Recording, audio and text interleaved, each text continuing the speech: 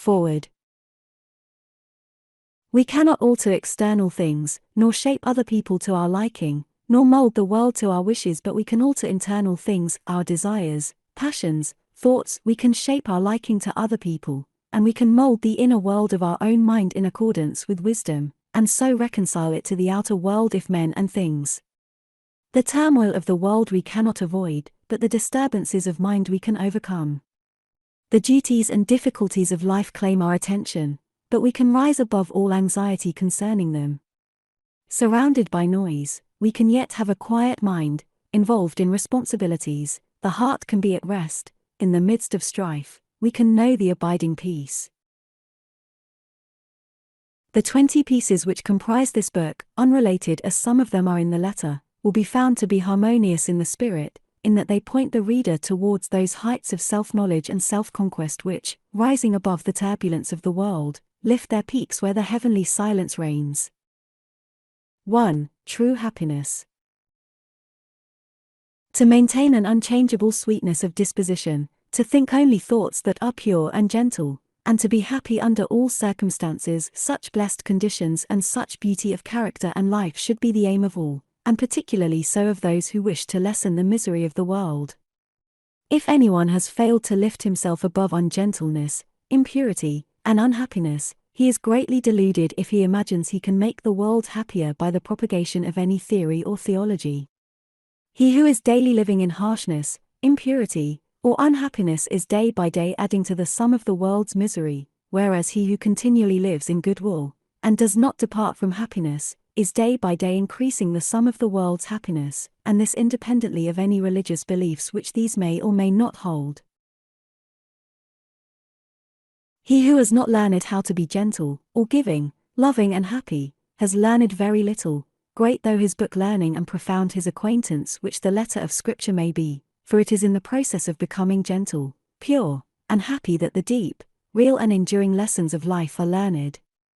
Unbroken sweetness of conduct in the face of all outward antagonism is the infallible indication of a self-conquered soul, the witness of wisdom, and the proof of the possession of truth. A sweet and happy soul is the ripened fruit of experience and wisdom, and it sheds abroad the invisible yet powerful aroma of its influence, gladdening the hearts of others, and purifying the world. And all who will, and who have not yet commenced, may begin this day, if they will so resolve, to live sweetly and happily, as becomes the dignity of a true manhood or womanhood. Do not say that your surroundings are against you. A man's surroundings are never against him, they are there to aid him, and all those outward occurrences over which you lose sweetness and peace of mind are the very conditions necessary to your development, and it is only by meeting and overcoming them that you can learn, and grow, and ripen. The fault is in yourself.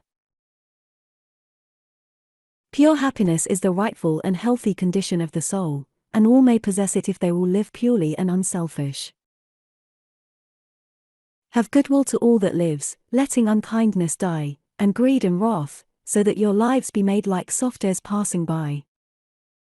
Is this too difficult for you? Then unrest and unhappiness will continue to dwell with you. Your belief and aspiration and resolve are all that are necessary to make it easy, to render it in the near future a thing accomplished, a blessed state realized. Despondency, irritability, anxiety and complaining, condemning and grumbling, all these are thought cankers, mind diseases. They are the indications of a wrong mental condition, and those who suffer therefrom would do well to remedy their thinking and conduct. It is true there is much sin and misery in the world, so that all our love and compassion are needed, but our misery is not needed, there is already too much of that. No, it is our cheerfulness and happiness that are needed, for there is too little of that. We can give nothing better to the world than beauty of life and character. Without this, all other things are vain. This is preeminently excellent, it is enduring, real, and not to be overthrown, and it includes all joy and blessedness. Cease to dwell pessimistically upon the wrongs around you, dwell no more in complaints about, and revolt against, the evil in others, and commence to live free from all wrong and evil yourself. Peace of mind, pure religion, and true reform lie this way. If you would have others true, be true. If you would have the world emancipated from misery and sin, emancipate yourself. If you would have your home and your surroundings happy, be happy. You can transform everything around you if you will transform yourself. Don't bewail and bemoan. Don't waste yourself in rejection, nor bark against the bad, but chant the beauties of the good. And this you will naturally and spontaneously do as you realize the good in yourself. 2. The immortal man. Immortality is here and now, and is not a speculative something beyond the grave. It is a lucid state of consciousness in which the sensations of the body, the varying and unrestful states of mind, and the circumstances and events of life are seen to be of a fleeting and therefore of an illusory character. Immortality does not belong to time, and will never be found in time. It belongs to eternity, and just as time is here and now, so is eternity here and now, and a man may find that eternity and establish in it, if he will overcome the self that derives its life from the unsatisfying and perishable things of time. Whilst a man remains immersed in sensation, desire, and the passing events of his day-by-day existence, and regards those sensations, desires, and passing events as of the essence of himself, he can have no knowledge of immortality. The thing which such a man desires, and which he mistakes for immortality, is persistence, that is, a continuous succession of sensations and events in time. Living in, loving and clinging to, the things which stimulate and minister to his immediate gratification, and realizing no state of consciousness above and independent of this, he thirsts for its continuance, and strives to banish the thought that he will at last have to part from those earthly luxuries and delights to which he has become enslaved, and which he regards as being inseparable from himself. Persistence is the antithesis of immortality, and to be absorbed in it is spiritual death. Its very nature is change, impermanence. It is a continual living and dying. The death of the body can never bestow upon a man immortality. Spirits are not different from men, and live their little feverish life of broken consciousness, and are still immersed in change and mortality. The mortal man, he who thirsts for the persistence of his pleasure-loving personality, is still mortal after death, and only lives another life with a beginning and an end without memory of the past, or knowledge of the future. The immortal man is he who has detached himself from the things of time by having ascended into that state of consciousness which is fixed and unvariable, and is not affected by passing events and sensations. Human life consists of an ever-moving procession of events, and in this procession the mortal man is immersed, and he is carried along with it, and being so carried along, he has no knowledge of what is behind and before him. The immortal man is he who has stepped out of this procession, and he stands by unmoved and watches it, and from his fixed place he sees both the before, the behind and the middle of the moving thing called life. No longer identifying himself with the sensations and fluctuations of the personality, or with the outward changes which make up the life in time, he has become the passionless spectator of his own destiny and of the destinies of the men and nations. The mortal man, also, is one who is caught in a dream, and he neither knows that he was formerly awake, nor that he will wake again. He is a dreamer without knowledge, nothing more. The immortal man is as one who has awakened out of his dream, and he knows that his dream was not an enduring reality, but a passing illusion. He is a man with knowledge, the knowledge of both states, that of persistence, and that of immortality, and is in full possession of himself. The mortal man lives in the time or world state of consciousness which begins and ends. The immortal man lives in the cosmic or heaven state of consciousness, in which there is neither beginning nor end, but an eternal now. Such a man remains poised and steadfast under all changes, and the death of his body will not in any way interrupt the eternal consciousness in which he abides. Of such a one it is said, he shall not taste of death, because he has stepped out of the stream of mortality, and established himself in the abode of truth. Bodies, personalities, nations, and worlds pass away, but truth remains, and its glory is undimmed by time.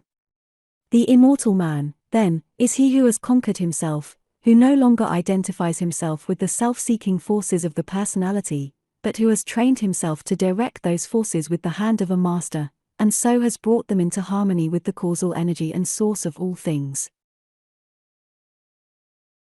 The fret and fever of life has ceased, doubt and fear are cast out, and death is not for him who has realized the fadeless splendor of that life of truth by adjusting heart and mind to the eternal and unchangeable verities. 3. The overcoming of self. Many people have very confused and erroneous ideas concerning the terms the overcoming of self, the eradication of desire, and the annihilation of the personality. Some, particularly the intellectual who are prone to theories, regard it as a metaphysical theory altogether apart from life and conduct, while others conclude that it is the crushing out of all life, energy, and action, and the attempt to idealize stagnation and death. These errors and confusions, arising as they do in the minds of individuals, can only be removed by the individuals themselves, but perhaps it may make their removal a little less difficult, for those who are seeking truth, by presenting the matter in another way. The doctrine of the overcoming or annihilation of self is simplicity itself, indeed, so simple, practical, and close at hand is it that a child of 5, whose mind has not yet become clouded with theories, theological schemes and speculative philosophies, would be far more likely to comprehend it than many older people who have lost their hold upon simple and beautiful truths by the adoption of complicated theories. The annihilation of self consists in weeding out and destroying all those elements in the soul which lead to division, strife, suffering, disease, and sorrow. It does not mean the destruction of any good and beautiful and peace-producing quality. For instance, when a man is tempted to irritability or anger, and by a great effort overcomes the selfish tendency, casts it from him, and acts from the spirit of patience and love, in that moment of self-conquest he practices the annihilation of self.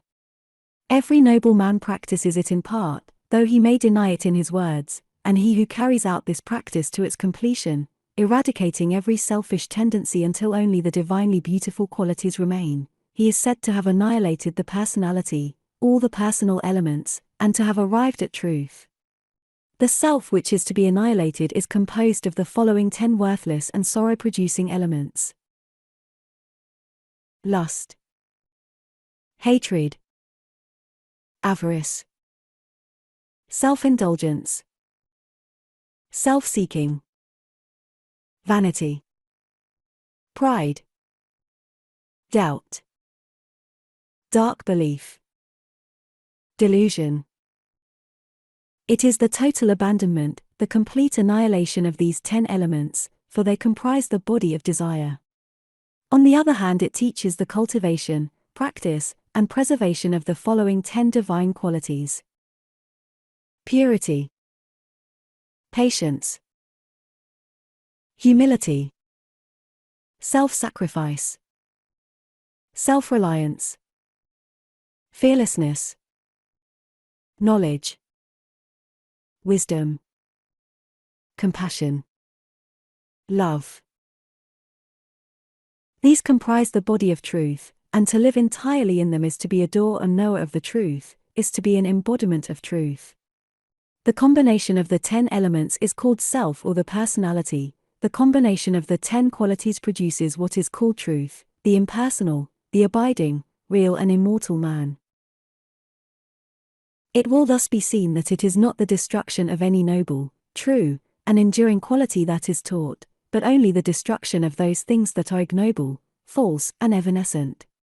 Neither is this overcoming of self the deprivation of gladness, happiness, and joy, but rather is it the constant possession of these things by living in the joy-begetting qualities. It is the abandonment of the lust for enjoyment, but not of enjoyment itself, the destruction of the thirst for pleasure, but not of pleasure itself, the annihilation of the selfish longing for love, and power, and possessions themselves. It is the preservation of all those things which draw and bind men together in unity and concord, and, far from idealizing stagnation and death, urges men to the practice of those qualities which lead to the highest, noblest, most effective, and enduring action.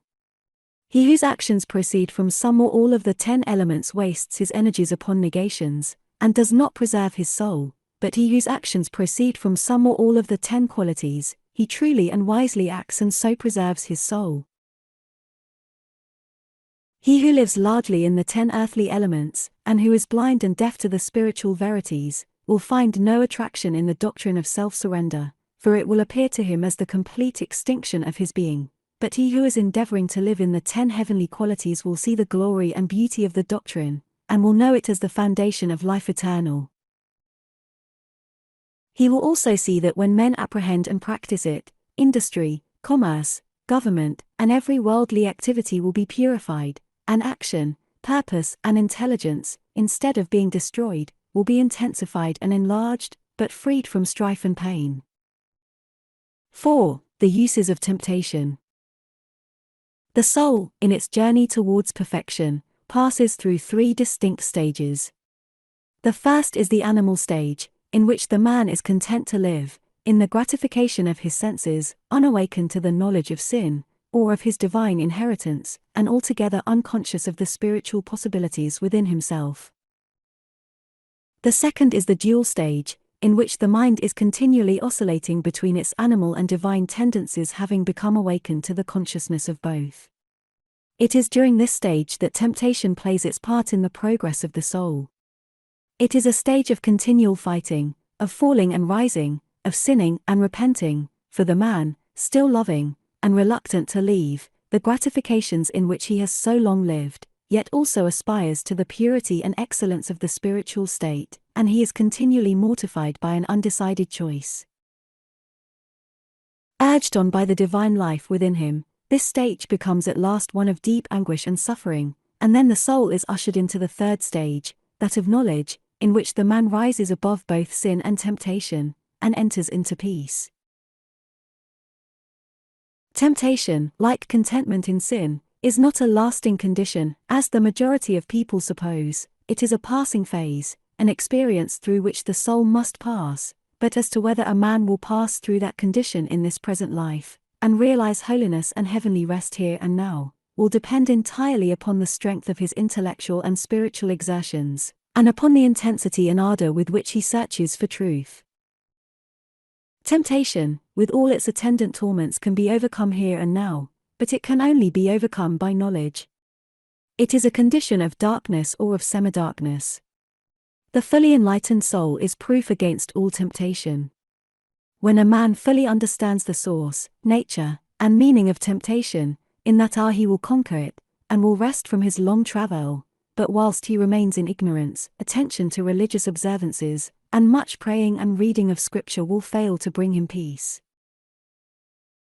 If a man goes out to conquer an enemy, knowing nothing of his enemy's strength, tactics, or place of ambush, he will not only ignominiously fail, but will speedily fall into the hands of the enemy. He who would overcome his enemy the tempter, must discover his stronghold and place of concealment, and must also find out the unguarded gates in his own fortress where his enemy effects so easy an entrance. This necessitates continual meditation, ceaseless watchfulness, and constant and rigid introspection, which lays bare, before the spiritual eyes of the tempted one, the vain and selfish motives of his soul. This is the holy warfare of the saints. It is the fight upon which every soul enters when it awakens out of its long sleep of animal indulgence. Men fail to conquer, and the fight is indefinitely prolonged, because they labor, almost universally, under 2 delusions: first, that all temptations come from without, and second, that they are tempted because of their goodness.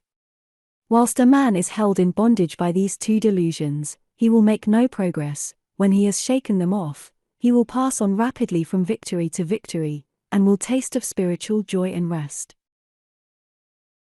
2 searching truths must take the place of these 2 delusions, and those truths are, first, that all temptation comes from within, and second, that a man is tempted because of the evil that is within him. The idea that God, a devil, evil spirits, or outward objects are the source of temptation must be dispelled. The source and cause of all temptation is in the inward desire, that being purified or eliminated, outward objects and extraneous powers are utterly powerless to move the soul to sin or to temptation. The outward object is merely the occasion of the temptation, never the cause. This is in the desire of the one tempted. If the cause existed in the object, all men would be tempted alike, temptation could never be overcome, and men would be hopelessly doomed to endless torment. But seated, as it is, in his own desires, he has the remedy in his own hands, and can become victorious over all temptation by purifying those desires. A man is tempted because there are within him certain desires or states of mind which he has come to regard as unholy. These desires may lie asleep for a long time, and the man may think that he has got rid of them, when suddenly, on the presentation of an outward object, the sleeping desire wakes up and thirsts of immediate gratification, and this is the state of temptation. The good in a man is never tempted. Goodness destroys temptation.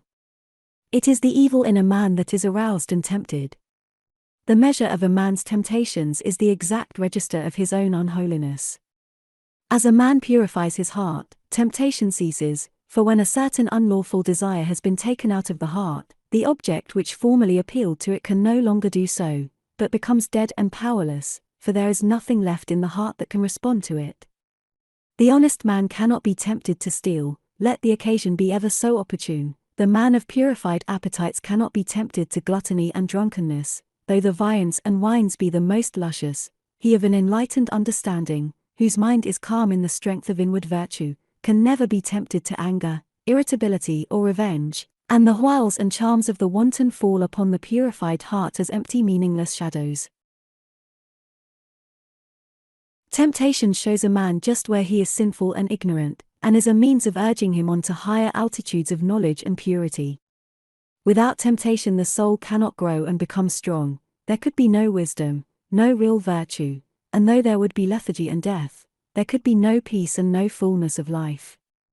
When temptation is understood and conquered, perfection is assured, and such perfection may become any man's who is willing to cast every selfish and impure desire by which he is possessed, into the sacrificial fire of knowledge.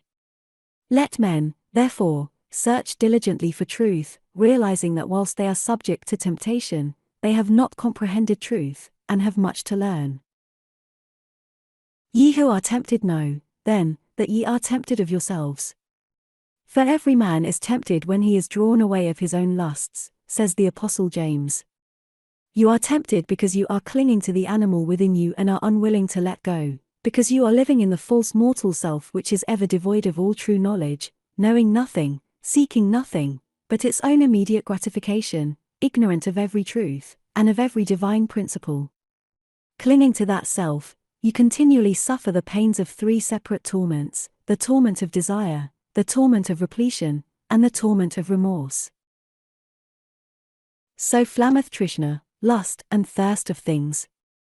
Eager, ye cleave to shadows, dote on dreams, a false self in the midst ye plant, and make a world around which seems blind to the height beyond, deaf to the sound of sweet airs breathed from far past Indra's sky, dumb to the summons of the true life kept for him who false puts by. So grow the strifes and lusts which make earth's war, so grieve poor cheated hearts and flow salt tears, so wax the passions, envies, angers, hates, so years chase blood-stained years with wild red feet.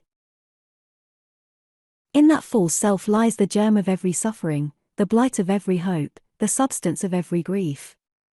When you are ready to give it up, when you are willing to have laid bare before you all its selfishness, impurity, and ignorance, and to confess its darkness to the uttermost, then will you enter upon the life of self-knowledge and self-mastery. You will become conscious of the God within you, of that divine nature which, seeking no gratification, abides in a region of perpetual joy and peace where suffering cannot come and where temptation can find no foothold.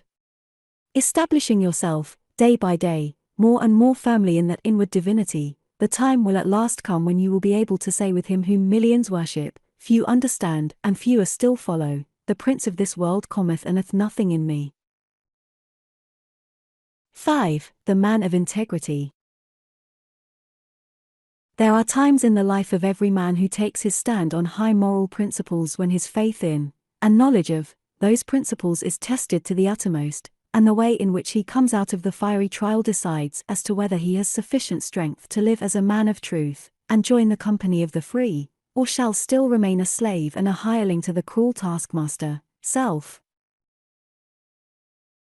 Such times of trial generally assume the form of a temptation to do a wrong thing and continue in comfort and prosperity, or to stand by what is right and accept poverty and failure, and so powerful is the trial that, to the tempted one, it plainly appears on the face of things as though, if he chooses the wrong, his material success will be assured for the remainder of his life, but if he does what is right, he will be ruined forever. Frequently the man at once quails and gives way before this appalling prospect which the path of righteousness seems to hold out for him, but should he prove sufficiently strong to withstand this onslaught of temptation, then the inward seducer, the spirit of self, assumes the grab of an angel of light, and whispers, "Think of your wife and children, think of those who are dependent upon you, will you bring them down to disgrace and starvation?" Strong indeed and pure must be the man who can come triumphant out of such a trial, but he who does so, enters at once a higher realm of life, where his spiritual eyes are opened to see beautiful things, and then poverty and ruin which seemed inevitable do not come, but a more abiding success comes, and a peaceful heart and a quiet conscience. But he who fails does not obtain the promised prosperity, and his heart is restless and his conscience troubled. The right door cannot ultimately fail, the wrong door cannot ultimately succeed, for such is the law which moves to righteousness, which none at last can turn aside or stay. And it is because justice is at the heart of things, because the great law is good, that the man of integrity is superior to fear, and failure, and poverty, and shame, and disgrace. As the poet further says of this law, "The heart of its love, the end of it is peace and consummation sweet obey." The man who, fearing the loss of present pleasures or material comforts, denies the truth within him, can be injured, and robbed, and degraded, and trampled upon, because he has first injured, robbed, and degraded, and trampled upon his own nobler self. But the man of steadfast virtue, of unblemished integrity, cannot be subject to such conditions, because he has denied the craven self within him and has taken refuge in truth. It is not the scourge and the chains which make a man a slave, but the fact that he is a slave. Slander, accusation, and malice cannot affect the righteous man, nor call from him any bitter response, nor does he need to go about to defend himself and prove his innocence. His innocence and integrity alone are a sufficient answer to all that hatred may attempt against him. Nor can he ever be subdued by the forces of darkness, having subdued all those forces within himself, but he turns all evil things to good account. Out of darkness he brings light, out of hatred love, out of dishonor honor, and slanders, envies, and misrepresentations only serve to make more bright the jewel of truth within him, and to glorify his high and holy destiny. Let the man of integrity rejoice and be glad when he is severely tried. Let him be thankful that he has been given an opportunity of proving his loyalty to the noble principles which he has espoused, and let him think, "Now is the hour of holy opportunity. Now is the day of triumph for truth.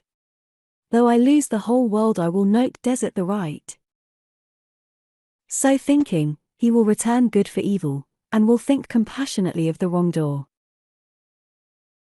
The slanderer, the backbiter, and the wrongdoer may seem to succeed for a time, but the law of justice prevails. The man of integrity may seem to fail for a time, but he is invincible, and in none of the worlds, visible or invisible, can there be forged a weapon that shall prevail against him. 6. Discrimination. There is one quality which is preeminently necessary to spiritual development, the quality of discrimination. A man's spiritual progress will be painfully slow and uncertain until there opens with him the eye of discrimination, for without this testing, proving, searching quality, he will but grope in the dark, will be unable to distinguish the real from the unreal, the shadow from the substance, and will so confuse the false with the true as to mistake the inward promptings of his animal nature for those of the Spirit of truth. A blind man left in a strange place may go grope his way in darkness, but not without much confusion and many painful falls and bruisings. Without discrimination a man is mentally blind, and his life is a painful groping in darkness, a confusion in which vice and virtue are indistinguishable one from the other, where facts are confounded with truths, opinions with principles, and where ideas, events, men, and things appear to be out of all relation to each other. A man's mind and life should be free from confusion. He should be prepared to meet every mental, material and spiritual difficulty, and should not be inextricably caught, as many are, in the meshes of doubt, indecision, and uncertainty when troubles and so-called misfortunes come along. He should be fortified against every emergency that can come against him, but such mental preparedness and strength cannot be attained in any degree without discrimination, and discrimination can only be developed by bringing into play and constantly exercising the analytical faculty. Mind, like muscle, is developed by use, and the assiduous exercise of the mind in any given direction will develop, in that direction, mental capacity and power. The merely critical faculty is developed and strengthened by continuously comparing and analyzing the ideas and opinions of others. But discrimination is something more and greater than criticism. It is a spiritual quality from which the cruelty and egotism which so frequently accompany criticism are eliminated, and by virtue of which a man sees things as they are, and not as he would like them to be. Discrimination, being a spiritual quality, can only be developed by spiritual methods, namely, by questioning, examining, and analyzing one's own ideas, opinions, and conduct. The critical, fault-finding faculty must be withdrawn from its merciless application to the opinions and conduct of others, and must be applied, with undiminished severity, to oneself. A man must be prepared to question his every opinion, his every thought, and his every line of conduct, and rigorously and logically test them. Only in this way can the discrimination which destroys confusion will be developed. Before a man can enter upon such mental exercise, he must make himself of a teachable spirit. This does not mean that he must allow himself to be led by others. It means that he must be prepared to yield up any cherished thoughts to which he clings, if it will not bear the penetrating light of reason, if it shrivels up before the pure flames of searching aspirations. The man who says, "I am right," and who refuses to question his position in order to discover whether he is right, will continue to follow the line of his passions and prejudices, and will not acquire discrimination. The man who humbly asks, "Am I right?" and then proceeds to test and prove his position by earnest thought and the love of truth, will always be able to discover the true and to distinguish it from the false, and he will acquire the priceless possession of discrimination. The man who is afraid to think searchingly upon his opinions, and to reason critically upon his position, will have to develop moral courage before he can acquire discrimination. A man must be true to himself, fearless with himself, before he can perceive the pure principles of truth, before he can receive the all-revealing light of truth. The more truth is inquired of, the brighter it shines. It cannot suffer under examination and analysis. The more error is questioned, the darker it grows. It cannot survive the entrance of pure and searching thought. To prove all things is to find the good and throw the evil. He who reasons and meditates learns to discriminate. He who discriminates discovers the eternally true.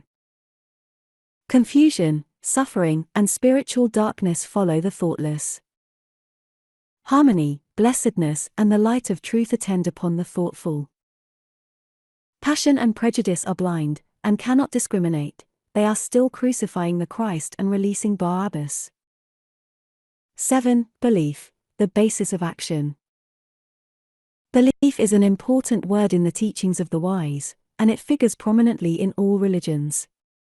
According to Jesus, a certain kind of belief is necessary to salvation or regeneration, and Buddha definitely taught that right belief is the first and most essential step in the way of truth, as without right belief there cannot be right conduct, and he who has not learned how to rightly govern and conduct himself, has not yet comprehended the simplest rudiments of truth. Belief as laid down by the great teachers, is not belief in any particular school, philosophy, or religion, but consists of an altitude of mind determining the whole course of one's life. Belief and conduct are, therefore, inseparable, for the one determines the other. Belief is the basis of all action, and, this being so, the belief which dominates the hearts or mind is shown in the life. Every man acts, thinks, lives in exact accordance with the belief which is rooted in his innermost being, and such is the mathematical nature of the laws which govern mind that it is absolutely impossible for anyone to believe in two opposing conditions at the same time. For instance, it is impossible to believe in justice and injustice, hatred and love, peace and strife, self and truth. Every man believes in one or the other of these opposites, never in both. And the daily conduct of every man indicates the nature of his belief.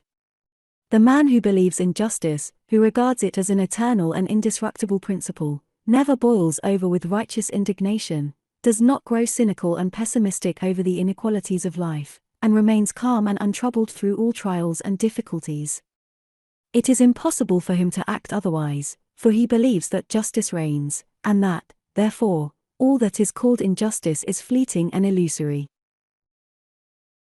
The man who is continually getting enraged over the injustice of his fellow men, who talks about himself being badly treated, or who mourns over the lack of justice in the world around him, shows by his conduct, his attitude of mind, that he believes in injustice. However he may protest to the contrary, in his inmost heart he believes that confusion and chaos are dominant in the universe, the result being that he dwells in misery and unrest, and his conduct is faulty.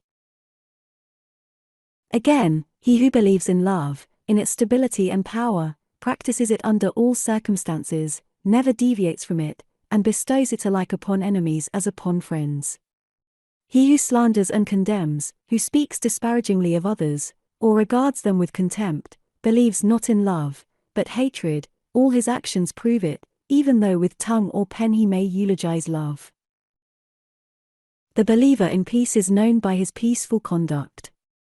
It is impossible for him to engage in strife. If attacked, he does not retaliate, for he has seen the majesty of the angel of peace, and he can no longer pay homage to the demon of strife. The stirrer-up of strife, the lover of argument, he who rushes into self-defense upon any or every provocation, believes in strife, and will have naught to do with peace. Further, he who believes in truth renounces himself, that is, he refuses to center his life in those passions, desires, and characteristics which crave only their own gratification, and by thus renouncing he becomes steadfastly fixed in truth, and lives a wise, beautiful, and blameless life.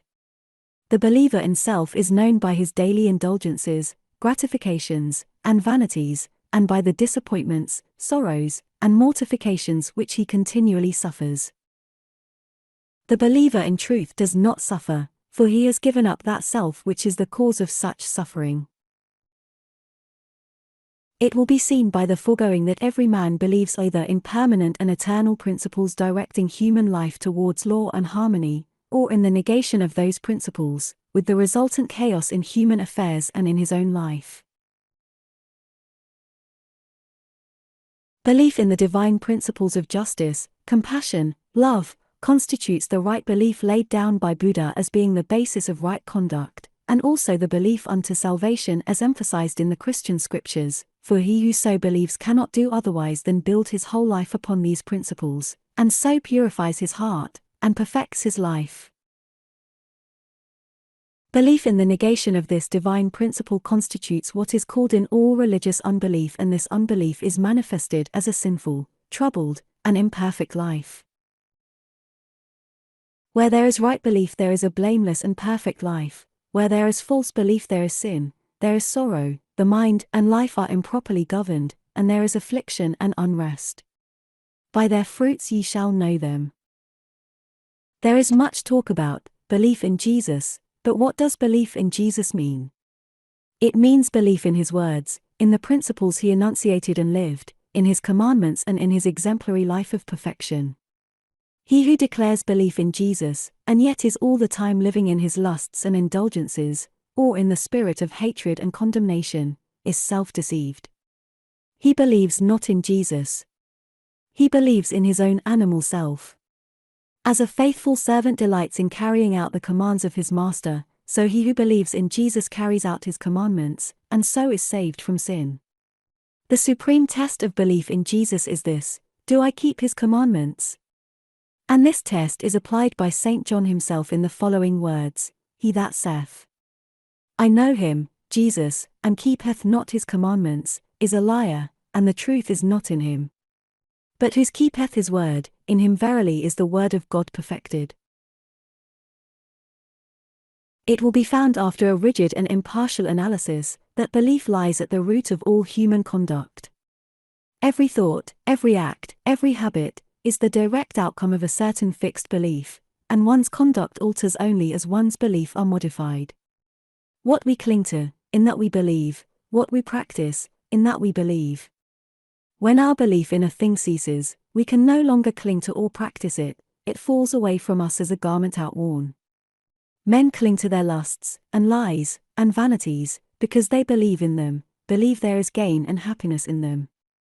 When they transfer their belief to the divine qualities of purity and humility, those sins trouble them no more.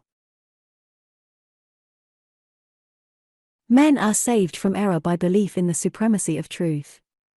They are saved from sin by belief in holiness or perfection. They are saved from evil by belief in good, for every belief is manifested in the life. It is not necessary to inquire as to a man's theological belief, for that is of little or no account, for what can it avail a man to believe that Jesus died for him, or that Jesus is God, or that he is justified by faith, if he continues to live in his lower, sinful nature? All that is necessary to ask is this: how does a man live? How does he conduct himself under trying circumstances? The answer to these questions will show whether a man believes in the power of evil or in the power of good. He who believes in the power of good, lives a good, spiritual, or godly life, for goodness is God, yea, verily is God himself, and he will soon leave behind him all sins and sorrows who believes, with steadfast and unwavering faith, in the supreme good. 8. The belief that saves. It has been said that a man's whole life and character is the outcome of his belief, and also that his belief has nothing whatever to do with his life. Both statements are true. The confusion and contradiction of these two statements are only apparent, and are quickly dispelled when it is remembered that there are two entirely distinct kinds of beliefs, namely, head belief and heart belief.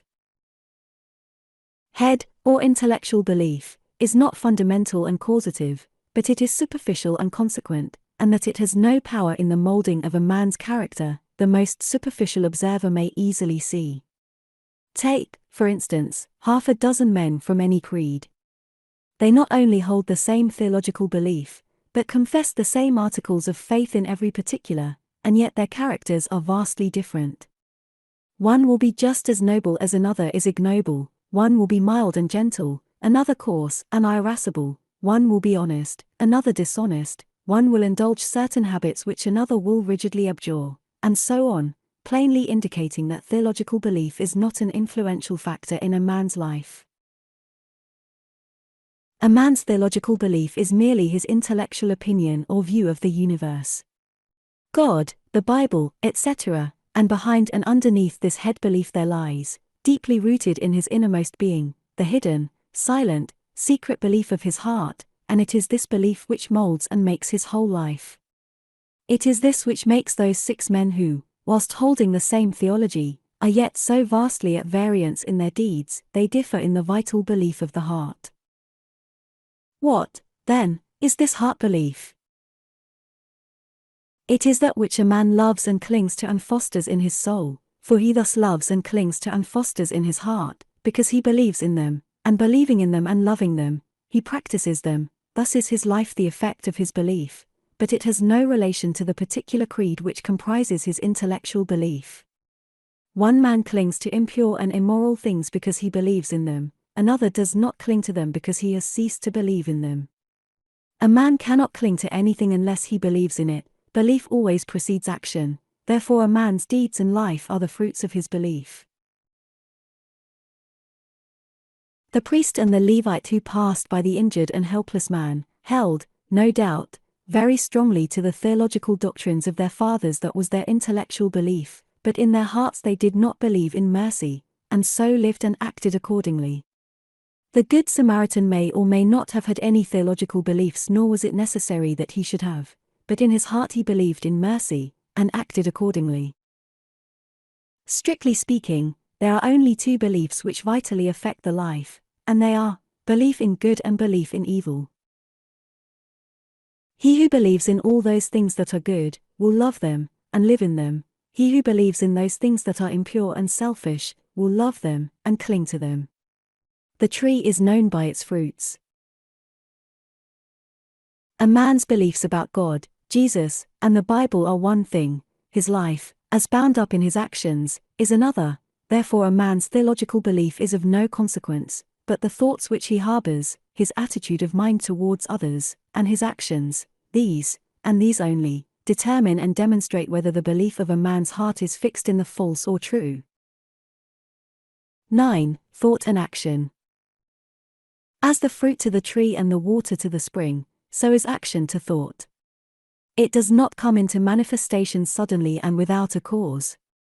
It is the result of a long and silent growth, the end of a hidden process which has long been gathering force.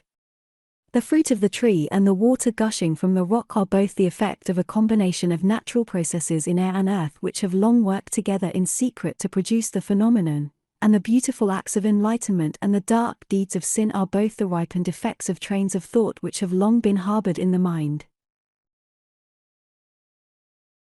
The sudden falling, when greatly tempted, into some grievous sin by one who was believed, and who probably believed himself, to stand firm, is seen neither to be a sudden nor a causeless thing when the hidden process of thought which led up to it are revealed. The falling was merely the end, the outworking, the finished result of what commenced in the mind probably years before. The man had allowed a wrong thought to enter his mind, and a second and a third time he had welcomed it, and allowed it to nestle in his heart. Gradually he became accustomed to it, and cherished, and fondled, and tended it, and so it grew, until at last it attained such strength and force that it attracted to itself the opportunity which enabled it to burst forth and ripen into act. As falls the stately building whose foundations have been gradually undermined by the action of water, so at last falls the strong man who allows corrupt thoughts to creep into his mind and secretly undermine his character. When it is seen that all sin and temptation are the natural outcome of the thoughts of the individual, the way to overcome sin and temptation becomes plain, and its achievement a near possibility, and, sooner or later, a certain reality, for if a man will admit, cherish, and brood upon thoughts that are pure and good, those thoughts, just as surely as the impure, will grow and gather force, and will at last attract to themselves the opportunities which will enable them to ripen into act. There is nothing hidden that shall not be revealed, and every thought that is harbored in the mind must, by virtue of the impelling force which is inherent in the universe, at last blossom into act good or bad according to its nature. The divine teacher and the sensualist are both the product of their own thoughts, and have become what they are as the result of the seeds of thought which they have implanted, are allowed to fall into the garden of the heart, and have afterwards watered, tended, and cultivated. Let no man think he can overcome sin and temptation by wrestling with opportunity.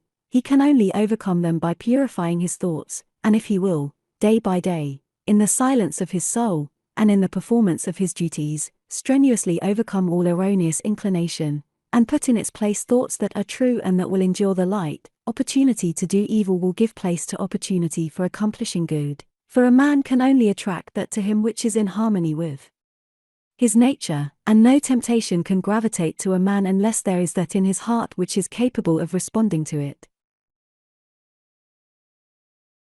Guard well your thoughts, reader, for what you really are in your secret thoughts today, be it good or evil, you will, sooner or later, become in actual deed. He who unwaringly guards the portals of his mind against the intrusion of sinful thoughts, and occupies himself with loving thoughts, with pure, strong, and beautiful thoughts, will, when the season of their ripening comes, bring forth the fruits of gentle and holy deeds, and no temptation that can come against him shall find him unarmed or unprepared. 10. Your mental attitude. As a being of thought, your dominant mental attitude will determine your condition in life. It will also be the gauge of your knowledge and the measures of your attainment. The so-called limitations of your nature are the boundary lines of your thoughts. They are self-erected fences, and can be drawn to a narrower circle, extended to a wider, or be allowed to remain. You are the thinker of your thoughts, and as such you are the maker of yourself and condition.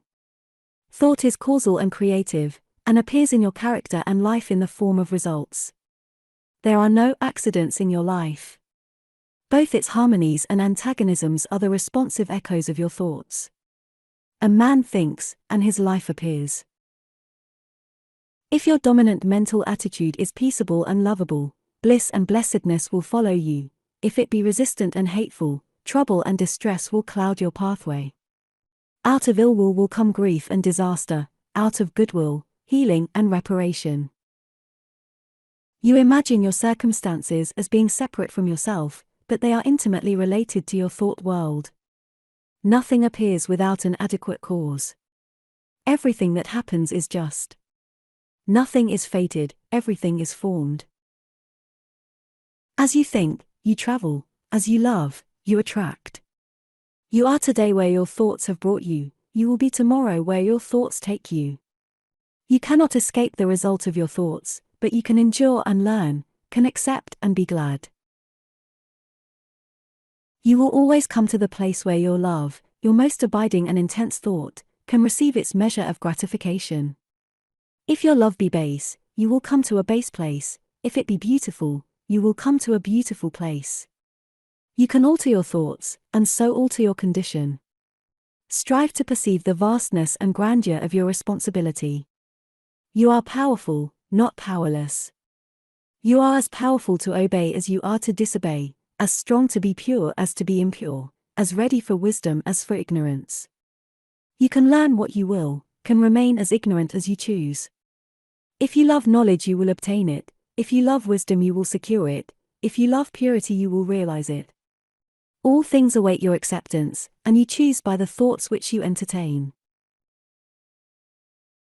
A man remains ignorant because he loves ignorance, and chooses ignorant thoughts. A man becomes wise because he loves wisdom and chooses wise thoughts. No man is hindered by another, he is only hindered by himself. No man suffers because of another, he suffers only because of himself. By the noble gateway of pure thought you can enter the highest heaven, by the ignoble doorway of impure thought you can descend into the lowest hell. Your mental attitude towards others will faithfully react upon yourself, and will manifest itself in every relation of your life. Every impure and selfish thought that you send out comes back to you in your circumstances in some form of suffering. Every pure and unselfish thought returns to you in some form of blessedness. Your circumstances are effects of which the cause is inward and invisible. As the father-mother of your thoughts you are the maker of your state and condition. When you know yourself, you will perceive that every event in your life is weighed in the faultless balance of equity. When you understand the law within your mind you will cease to regard yourself as the impotent and blind tool of circumstances, and will become the strong and seeing master. 11. Sowing and reaping. Go into the fields and country lanes in the springtime, and you will see farmers and gardeners busy sowing seeds in the newly prepared soil. If you were to ask any one of those gardeners or farmers what kind of produce he expected from the seed he was sowing, he would doubtless regard you as foolish, and would tell you that he does not expect at all, that it is a matter of common knowledge that his produce will be of the kind which he is sowing, and that he is sowing wheat, or barley, or turnips, as the case may be, in order to reproduce that particular kind. Every fact and process in nature contains a moral lesson for the wise man.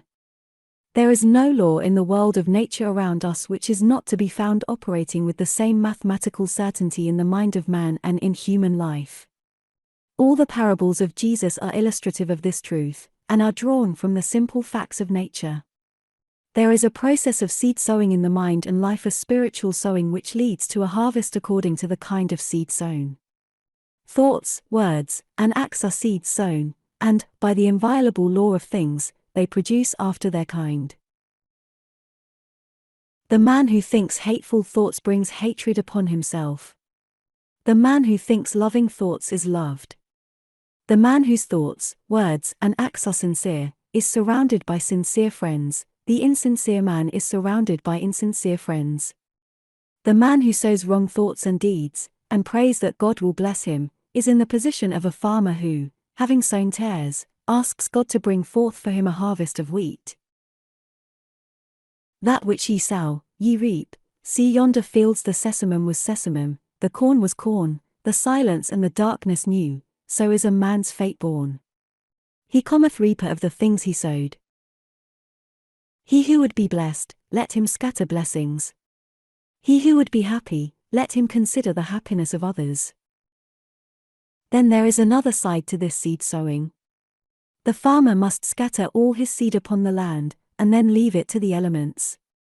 Were he to covetously hoard his seed, he would lose both it and his produce, for his seed would perish. It perishes when he sows it, but in perishing it brings forth a great abundance. So in life, we get by giving, we grow rich by scattering. The man who says he is in possession of knowledge which he cannot give out because the world is incapable of receiving it, either does not possess such knowledge, or, if he does, will soon be deprived of it if he is not already so deprived. To hoard is to lose, to exclusively retain is to be dispossessed.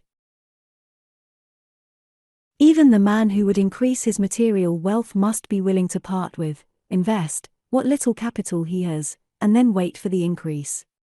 So long as he retains his hold on his precious money, he will not only remain poor, but will be growing poorer every day. He will, after all, lose the thing he loves, and will lose it without increase.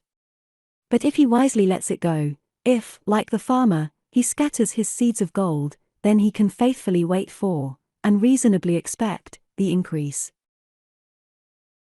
Men are asking God to give them peace and purity, and righteousness and blessedness, but are not obtaining these things, and why not?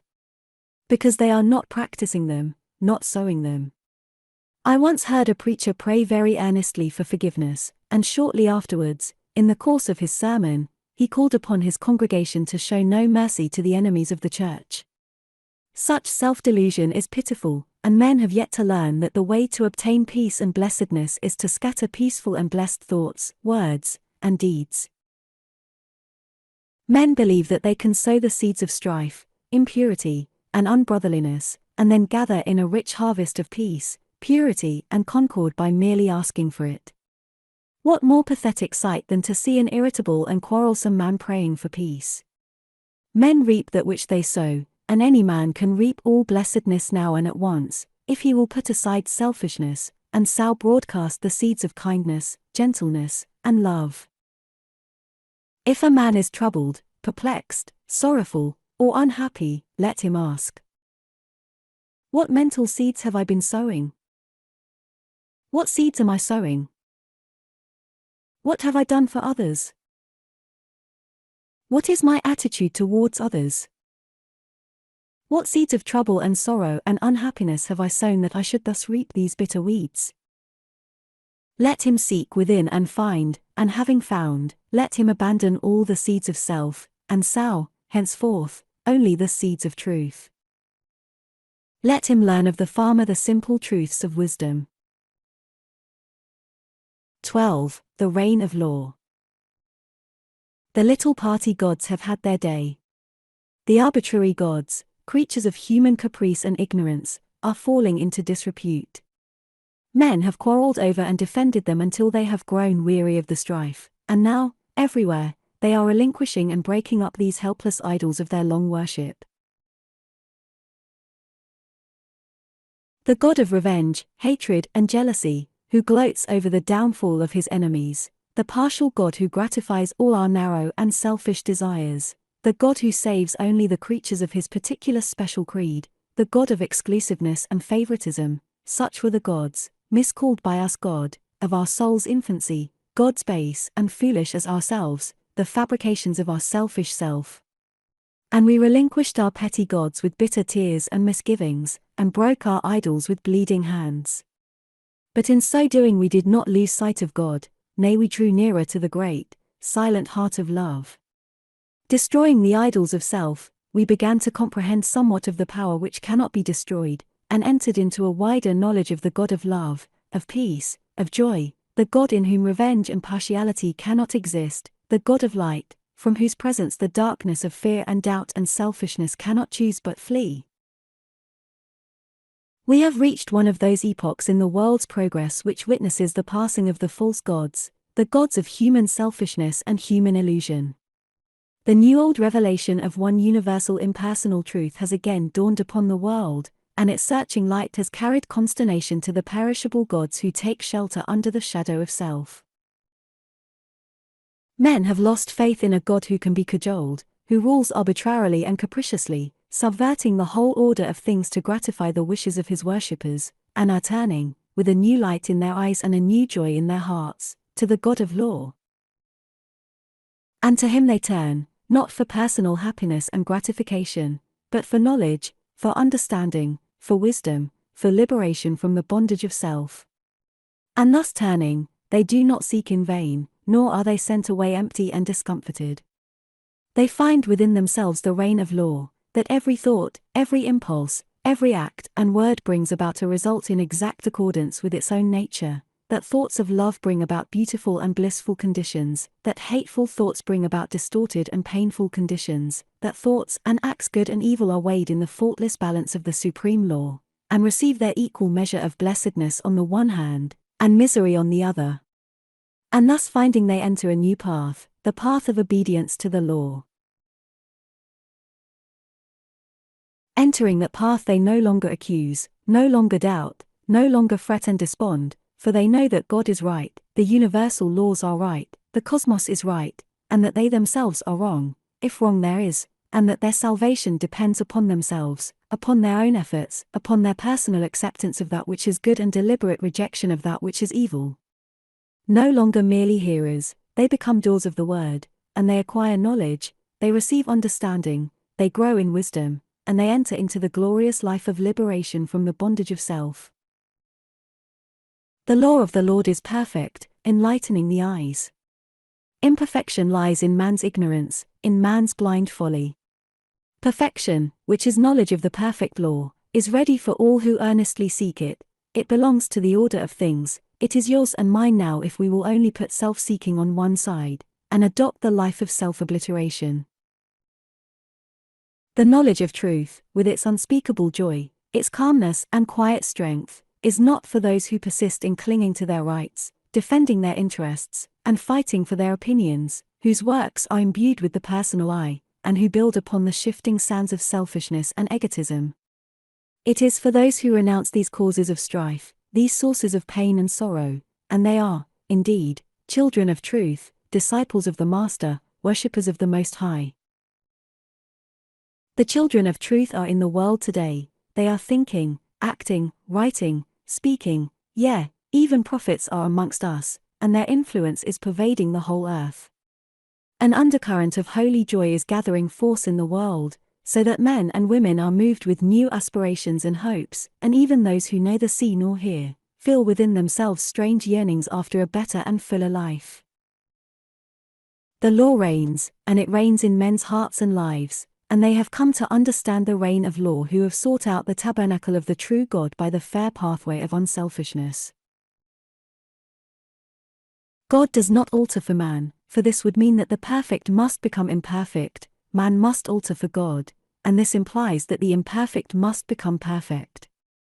The law cannot be broken for man, otherwise confusion would ensue. Man must obey the law. This is in accordance with harmony, order, justice. There is no more painful bondage than to be at the mercy of one's inclinations, no greater liberty than utmost obedience to the law of being.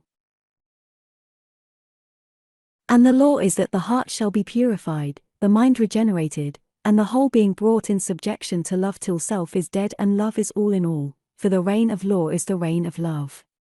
And love waits for all, rejecting none. Love may be claimed and entered into now, for it is the heritage of all. Ah, beautiful truth! To know that now man may accept his divine heritage, and enter the kingdom of heaven.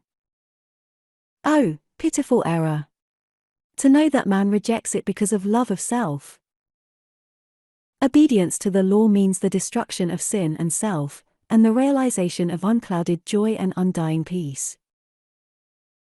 Clinging to one's selfish inclinations means the drawing about one's soul clouds of pain and sorrow which darken the light of truth, the shutting out of oneself from all real blessedness, for whatsoever a man sows that shall he also reap. Verily the law reigneth, and reigneth forever, and justice and love are its eternal ministers. 13. The Supreme Justice. The material universe is maintained and preserved by the equilibrium of its forces. The moral universe is sustained and protected by the perfect balance of its equivalents. As in the physical world nature abhors a vacuum, so in the spiritual world disharmony is annulled. Underlying the disturbances and destructions of nature, and behind the mutability of its forms, there abides the eternal and perfect mathematical symmetry, and at the heart of life, behind all its pain, uncertainty, and unrest, there abide the eternal harmony, the unbroken peace, and inviolable justice. Is there, then, no injustice in the universe? There is injustice, and there is not. It depends upon the kind of life and the state of consciousness from which a man looks out upon the world and judges. The man who lives in his passions sees injustice everywhere. The man who has overcome his passions sees the operations of justice in every department of human life. Injustice is the confused, feverish dream of passion, real enough to those who are dreaming it. Justice is the permanent reality in life, gloriously visible to those who have wakened out of the painful nightmare of self. The divine order cannot be perceived until passion and self are transcended. The faultless justice cannot be apprehended until all sense of injury and wrong is consumed in the pure flames of all-embracing love. The man who thinks, I have been slighted, I have been injured, I have been insulted, I have been treated unjustly, cannot know what justice is. Blinded by self, he cannot perceive the pure principles of truth, and brooding upon his wrongs, he lives in continual misery.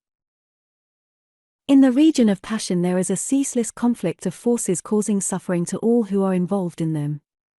There is action and reaction, deed and consequence, cause and effect, and within and above all is the divine justice regulating the play of forces with the utmost mathematical accuracy, balancing cause and effect with the finest precision. But this justice is not perceived, cannot be perceived by those who are engaged in the conflict. Before this can be done, the fierce warfare of passion must be left behind. The world of passion is the abode of schisms, quarrelings, wars, lawsuits, accusations, condemnations, impurities, weaknesses, follies, hatreds, revenges, and resentments. How can a man perceive justice or understand truth who is even partly involved in the fierce play of its blinding elements? As well expect a man caught in the flames of a burning building to sit down and reason out the cause of the fire. In this realm of passion, men see injustice in the actions of others because, seeing only immediate appearances, they regard every act as standing by itself, undetached from cause and consequence. Having no knowledge of cause and effect in the moral sphere, men do not see the exacting and balancing process which is momentarily proceeding, nor do they ever regard their own actions as unjust, but only the actions of others. A boy beats a defenseless animal, then a man beats the defenseless boy for his cruelty, then a stronger man attacks the man for his cruelty to the boy.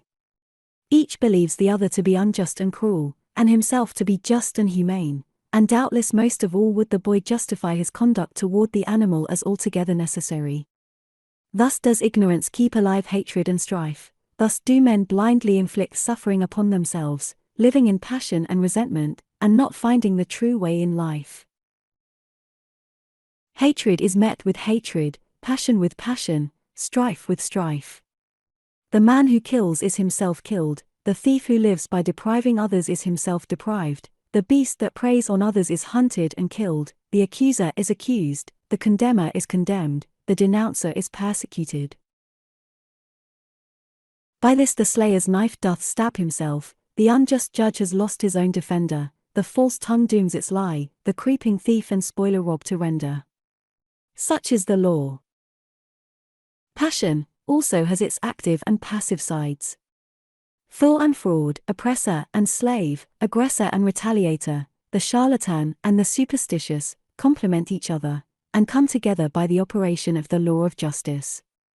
Men unconsciously cooperate in the mutual production of affliction, the blind lead the blind, and both fall together into the ditch. Pain, grief, sorrow, and misery are the fruits of which passion is the flower. Where the passion-bound soul sees only injustice, the good man, he who has conquered passion, sees cause and effect, sees the supreme justice. It is impossible for such a man to regard himself as treated unjustly, because he has ceased to see injustice. He knows that no one can injure or cheat him, having ceased to injure or cheat himself. However passionately or ignorantly men may act towards him, it cannot possibly cause him any pain, for he knows that whatever comes to him, it may be abuse and persecution, can only come as the effect of what he himself has formerly sent out. He therefore regards all things as good, rejoices in all things, loves his enemies and blesses them that curse him, regarding them as the blind but beneficent instruments by which he is enabled to pay his moral debts to the great law. The good man, having put away all resentment, retaliation, self-seeking, and egotism, has arrived at a state of equilibrium, and has thereby become identified with the eternal and universal equilibrium. Having lifted himself above the blind forces of passion, he understands those forces, contemplates them with a calm penetrating insight, like the solitary dweller upon a mountain who looks down upon the conflict of the storms beneath his feet. For him, injustice has ceased, and he sees ignorance and suffering on the one hand and enlightenment and bliss on the other.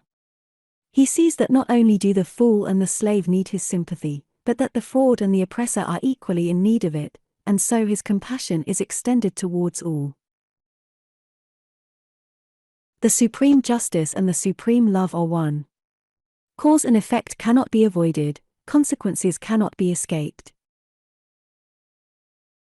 While a man is given to hatred, resentment, anger, and condemnation, he is subject to injustice as the dreamer to his dream, and cannot do otherwise than see injustice. But he who has overcome those fiery and binding elements, knows that unerring justice presides over all, that in reality there is no such thing as injustice in the whole of the universe. 14. The use of reason. We have heard it said that reason is a blind guide, and that it draws men away from truth rather than leads them to it. If this were true, it were better to remain, or to become, unreasonable, and to persuade others so to do. We have found, however, that the diligent cultivation of the divine faculty of reason brings about calmness and mental poise, and enables one to meet cheerfully the problems and difficulties of life. It is true there is a higher light than reason, even that of the spirit of truth itself, but without the aid of reason, truth cannot be apprehended. They who refuse to trim the lamp of reason will never, whilst they so refuse, perceive the light of truth, for the light of reason is a reflection of that light.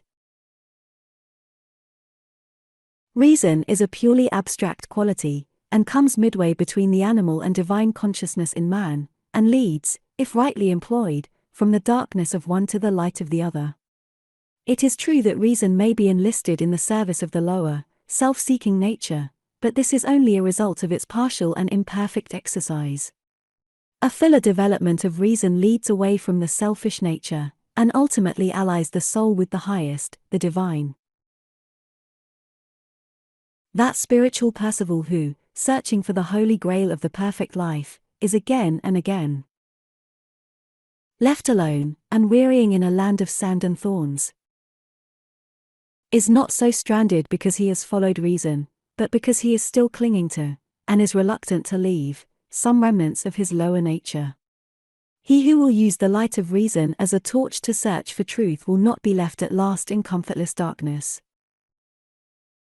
Come, now, and let us reason together, saith the Lord, though your sins be as scarlet, they shall be as white as snow. Many men and women pass through untold sufferings, and at last die in their sins, because they refuse to reason, because they cling to those dark delusions which even a faint glimmer of the light of reason would dispel, and all must use their reason freely, fully, and faithfully, who would exchange the scarlet robe of sin and suffering for the white garment of blamelessness and peace. It is because we have proved and know these truths that we exhort men to tread the middle road, whose course bright reason traces, and soft quiet smooths. For reason leads away from passion and selfishness into the quiet ways of sweet persuasion and gentle forgiveness, and he will never be led astray, nor will he follow blind guides, who faithfully adheres to the apostolic injunction, prove all things, and hold fast that which is good. They, therefore, who despise the light of reason, despise the light of truth. Large numbers of people are possessed of the strange delusion that reason is somehow intimately connected with the denial of the existence of God. This is probably due to the fact that those who try to prove that there is no God usually profess to take their stand upon reason, while those who try to prove the reverse generally profess to take their stand on faith. Such argumentative combatants, however, are frequently governed more by prejudice than either reason or faith, their object being not to find truth, but to defend and confirm a preconceived opinion. Reason is concerned, not with ephemeral opinions, but with the established truth of things, and he who is possessed of the faculty of reason in its purity and excellence can never be enslaved by prejudice, and will put from him all preconceived opinions as worthless. He will neither attempt to prove nor disprove, but after balancing extremes and bringing together all apparent contradictions, he will carefully and dispassionately weigh and consider them, and so arrive at truth. Reason is, in reality, associated with all that is pure and gentle, moderate and just. It is said of a violent man that he is unreasonable, of a kind and considerate man that he is reasonable, and of an insane man that he has lost his reason. Thus it is seen that the word is used, even to a great extent unconsciously, though none the less truly, in a very comprehensive sense, and though reason is not actually love and thoughtfulness and gentleness and sanity, it leads to and is intimately connected with these divine qualities, and cannot, except for purposes of analysis, be dissociated from them. Reason represents all that is high and noble in man. It distinguishes him from the brute which blindly follows its animal inclinations, and just in the degree that man disobeys the voice of reason and follows his inclinations does he become brutish. As Milton says, reason in man obscured, or not obeyed, immediately inordinate desires and upstart passions catch the government from reason, and to servitude reduce man till then free. The following definition of reason from Nuttall's dictionary will give some idea of the comprehensiveness of the word. The cause, ground, principle, or motive of anything said or done, efficient cause, final cause, the faculty of intelligence in man, especially the faculty by which we arrive at necessary truth. It will thus be seen that reason is a term, the breadth of which is almost sufficient to embrace even truth itself, and Archbishop Trench tells us in his celebrated work on the study of words that the terms reason and word are indeed so essentially one and the same that the Greek language has one word for them both, so that the word of God is the reason of God, and one of the renderings of Laozi's Tao is reason, so that in the Chinese translation of our New Testament, St. John's Gospel runs, "In the beginning was the Tao." To the undeveloped and uncharitable mind all words have narrow applications, but as a man enlarges his sympathies and broadens his intelligence, words become filled with rich meanings and assume comprehensive proportions. Let us therefore cease from foolish quarrellings about words, and, like reasonable beings, search for principles and practice those things which make for unity and peace. 15. Self-discipline. A man does not live until he begins to discipline himself, he merely exists. Like an animal he gratifies his desires and pursues his inclinations just where they may lead him. He is happy as a beast is happy, because he is not conscious of what he is depriving himself. He suffers as the beast suffers, because he does not know the way out of suffering. He does not intelligently reflect upon life, and lives in a series of sensations, longings, and confused memories which are unrelated to any central idea or principle. A man whose inner life is so ungoverned and chaotic must necessarily manifest this confusion in the visible conditions of his outer life in the world, and though for a time, running with the stream of his desires, he may draw to himself a more or less large share of the outer necessities and comforts of life, he never achieves any real success nor accomplishes any real good, and sooner or later worldly failure and disaster are inevitable, as the direct result of the inward failure to properly adjust and regulate those mental forces which make the outer life. Before a man accomplish anything of an enduring nature in the world he must first of all acquire some measure of success in the management of his own mind. This is as mathematical a truism as that 2 and 2 are 4, for, out of the heart are the issues of life. If a man cannot govern the forces within himself, he cannot hold a firm hand upon the outer activities which form his visible life.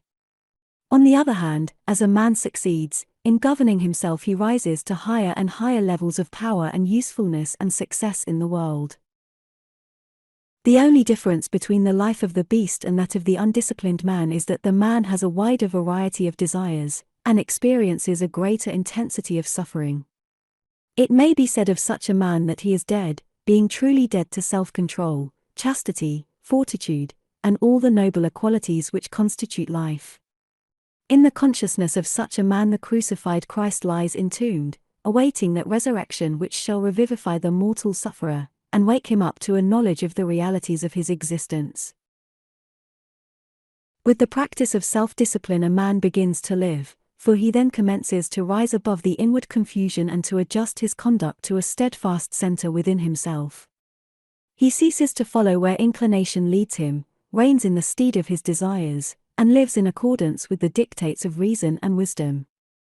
Hitherto his life has been without purpose or meaning, but now he begins to consciously mold his own destiny. He is clothed and in his right mind. In the process of self-discipline there are 3 stages, namely: 1. Control. 2. Purification. 3. Relinquishment. A man begins to discipline himself by controlling those passions which have hitherto controlled him. He resists temptation and guards himself against all those tendencies to selfish gratifications which are so easy and natural, and which have formerly dominated him.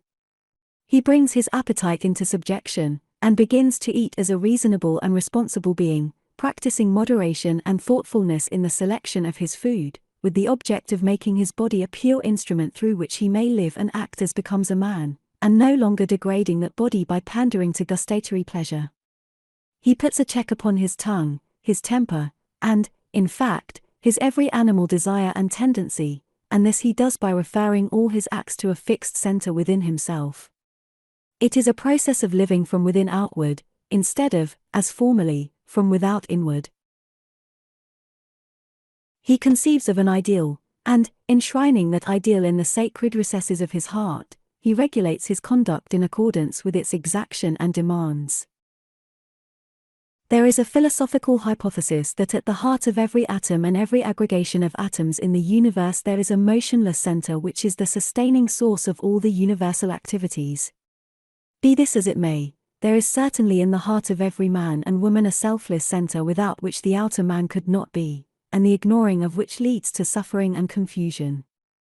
This selfless center which takes the form, in the mind, of an ideal of unselfishness and spotless purity, the attainment of which is desirable, is man's eternal refuge from the storms of passion and all the conflicting elements of his lower nature.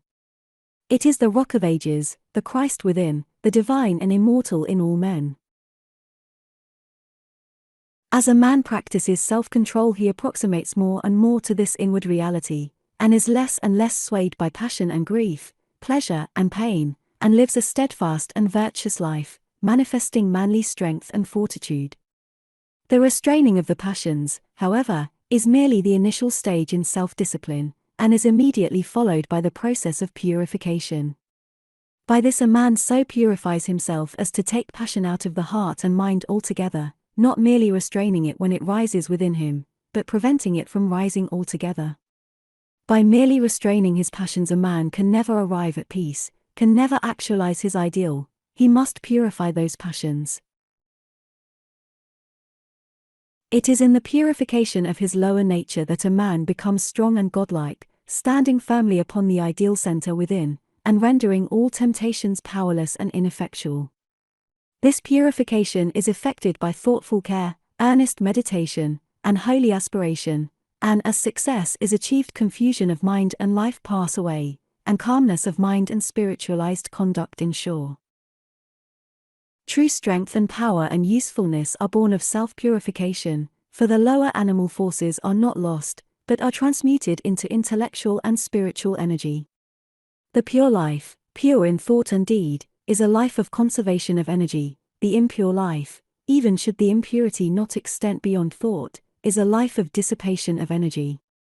The pure man is more capable, and therefore more fit to succeed in his plans and to accomplish his purposes than the impure. Where the impure man fails, the pure man will step in and be victorious, because he directs his energies with a calmer mind and a greater definiteness and strength of purpose. With the growth in purity, all the elements which constitute a strong and virtuous manhood are developed in an increasing degree of power, and as a man brings his lower nature into subjection, and makes his passions do his bidding, just so much will he mold the outer circumstances of his life, and influence others for good.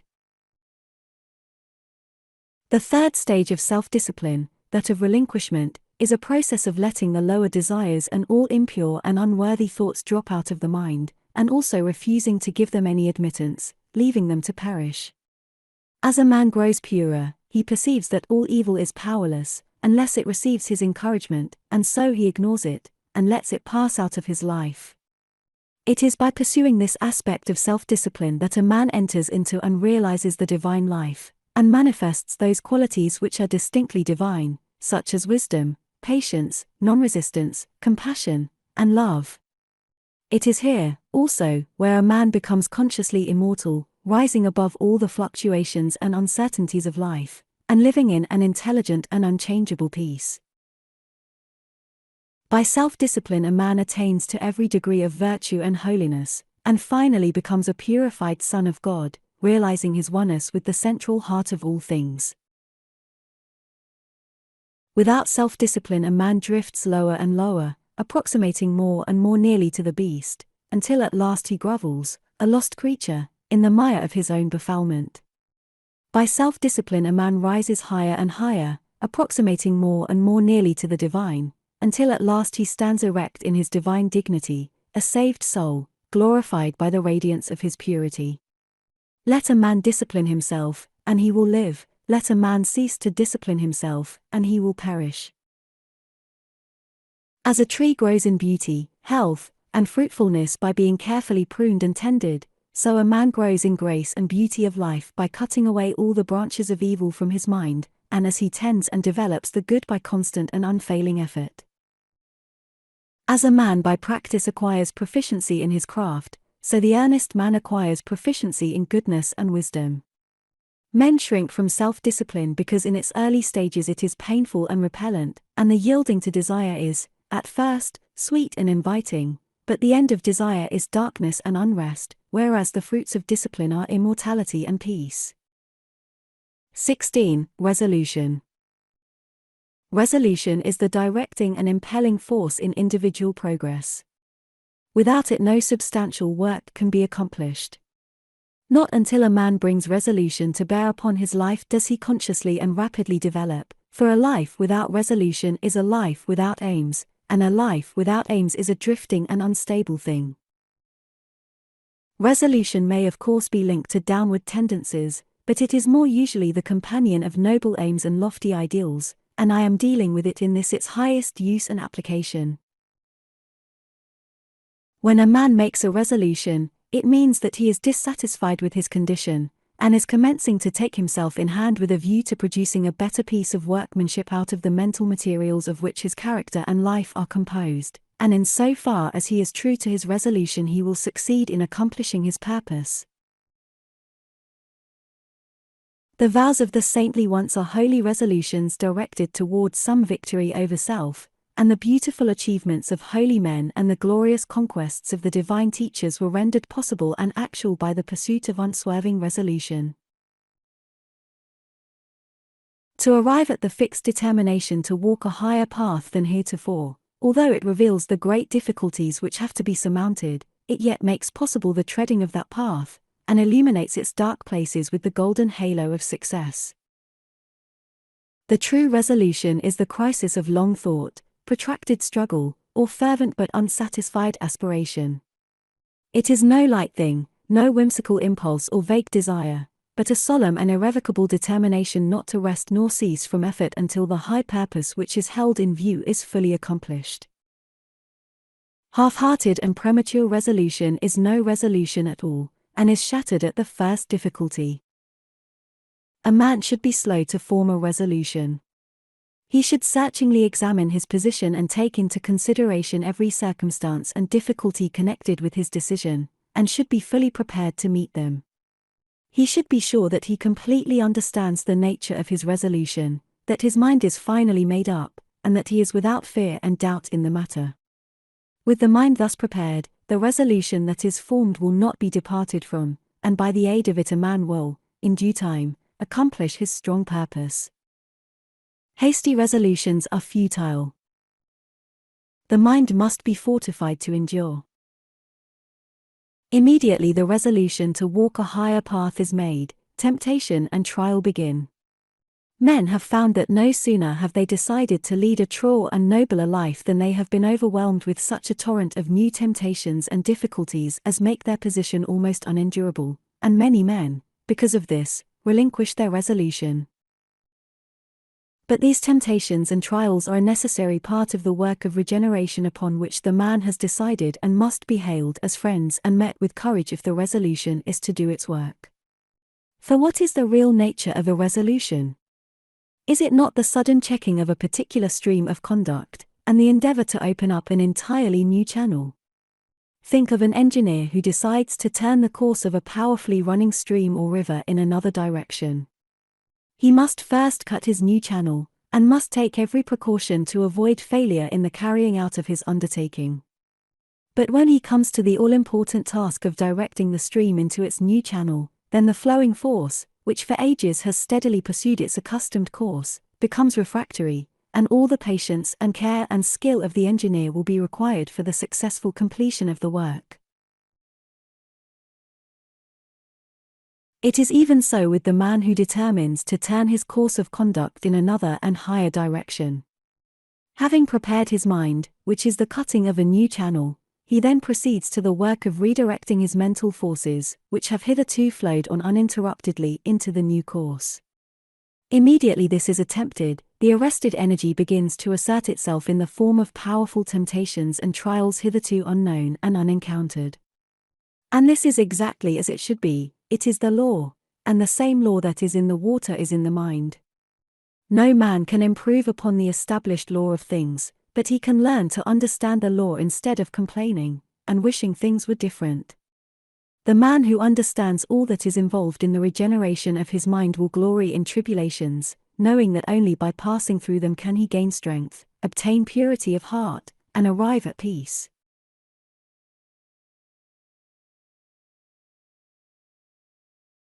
And as the engineer at last, perhaps after many mistakes and failures, succeeds in getting the stream to flow on peacefully in the broader and better channel, and the turbulence of the water is spent, and all dams can be removed, so the man of resolution at last succeeds in directing his thoughts and acts into the better and nobler way to which he aspires, and temptations and trials give place to steadfast strength and settled peace.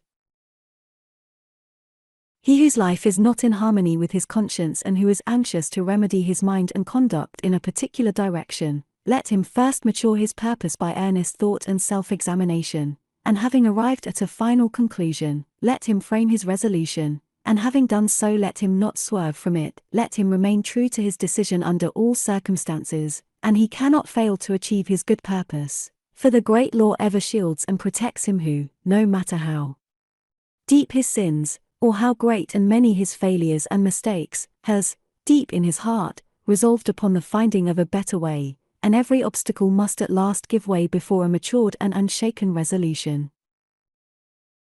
17. The glorious conquest. Truth can only be apprehended by the conquest of self. Blessedness can only be arrived at by overcoming the lower nature. The way of truth is barred by a man's self. The only enemies that can actually hinder him are his own passions and delusions. Until a man realizes this, and commences to cleanse his heart, he has not found the path which leads to knowledge and peace. Until passion is transcended, truth remains unknown. This is the divine law. A man cannot keep his passions and have truth as well. Error is not slain until selfishness is dead. The overcoming of self is no mystical theory, but a very real and practical thing. It is a process which must be pursued daily and hourly, with unswerving faith and undaunted resolution if any measure of success is to be achieved. The process is one of orderly growth, having its sequential stages, like the growth of a tree, And as fruit can only be produced by carefully and patiently training the tree, even so the pure and satisfying fruits of holiness can only be obtained by faithfully and patiently training the mind in the growth of right thought and conduct. There are 5 steps in the overcoming of passion, which includes all bad habits and particular forms of wrongdoing, which I will call 1. Repression 2. Endurance 3. Elimination 4. Understanding 5. Victory. When men fail to overcome their sins, it is because they try to begin at the wrong end. They want to have the stage of victory without passing through the previous 4 stages. They are in the position of a gardener who wants to produce good fruit without training and attending to his trees. Repression consists in checking and controlling the wrong act, such as an outburst of temper, a hasty or unkind word, a selfish indulgence, etc., and not allowing it to take actual form. This is equivalent to the gardener nipping off the useless buds and branches from his tree. It is a necessary process, but a painful one. The tree bleeds while undergoing the process, and the gardener knows that it must not be taxed too severely. The heart also bleeds when it refuses to return passion for passion, when it ceases to defend and justify itself. It is the process of mortifying the members of which St. Paul speaks. But this repression is only the beginning of self-conquest. When it is made an end in itself, and there is no object of finally purifying the heart, that is a stage of hypocrisy, a hiding of one's true nature, and striving to appear better in the eyes of others than one really is. In that case it is an evil, but when adopted as the first stage toward complete purification, it is good. Its practice leads to the second stage of endurance, or forbearance, in which one silently endures the pain which arises in the mind when it is brought in contact with certain actions and attitudes of other minds toward one. As success is attained in this stage, the striver comes to see that all his pain actually arises in his own weaknesses, and not in the wrong attitudes of others toward him, these latter being merely the means by which his sins are brought to the surface and revealed to him. He thus gradually exonerates all others from blame in his falls and lapses of conduct, and accuses only himself, and so learns to love those who thus unconsciously reveal to him his sins and shortcomings. Having passed through these 2 stages of self-crucifixion, the disciple enters the third, that of elimination, in which the wrong thought which lay behind the wrong act is cast from the mind immediately it appears. At this stage, conscious strength and holy joy begin to take the place of pain, and the mind having become comparatively calm, the striver is enabled to gain a deeper insight into the complexities of his mind, and thus to understand the inception, growth, and outworking of sin. This is the stage of understanding. Perfection in understanding leads to the final conquest of self, a conquest so complete that the sin can no more rise in the mind even as a thought or impression, for when the knowledge of sin is complete, when it is known in its totality, from its inception as a seed in the mind to its ripened outgrowth as act and consequence, then it can no more be allowed a place in life, but it is abandoned forever. Then the mind is at peace. The wrong acts of others no longer arouse wrong and pain in the mind of the disciple. He is glad and calm and wise. He is filled with love, and blessedness abides with him. And this is victory. 18. Contentment in activity.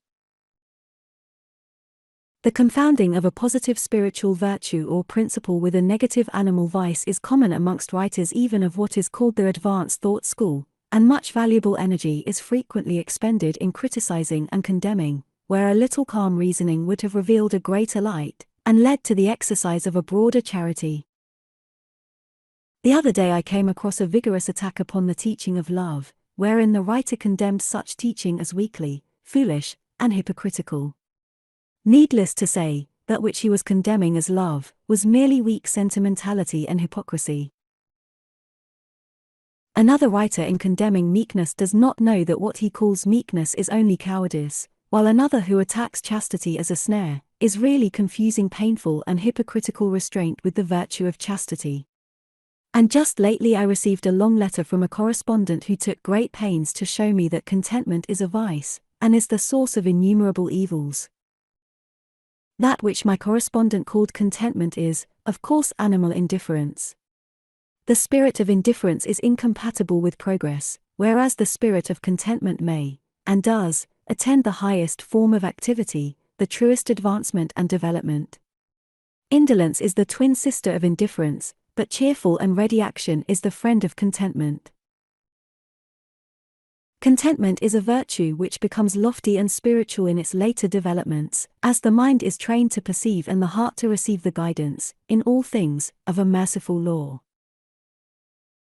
To be contented does not mean to forego effort, it means to free effort from anxiety. It does not mean to be satisfied with sin and ignorance and folly, but to rest happily in duty done, work accomplished. A man may be said to be content to lead a groveling life, to remain in sin and in debt, but such a man's true state is one of indifference to his duty, his obligations, and the just claims of his fellow men. He cannot truly be said to possess the virtue of contentment. He does not experience the pure and abiding joy which is the accompaniment of active contentment. So far as his true nature is concerned, he is a sleeping soul, and sooner or later will be awakened by intense suffering, having passed through which he will find that true contentment which is the outcome of honest effort and true living. There are 3 things with which a man should be content. 1. With whatever happens. 2. With his friendships and possessions. 3. With his pure thoughts. Contented with whatever happens, he will escape grief. With his friends and possessions, he will avoid anxiety and wretchedness, and with his pure thoughts, he will never go back to suffer and grovel in impurities. There are 3 things with which a man should not be content. 1. With his opinions. 2. With his character. 3. With his spiritual condition. Not content with his opinions, he will continually increase in intelligence. Not content with his character, he will ceaselessly grow in strength and virtue.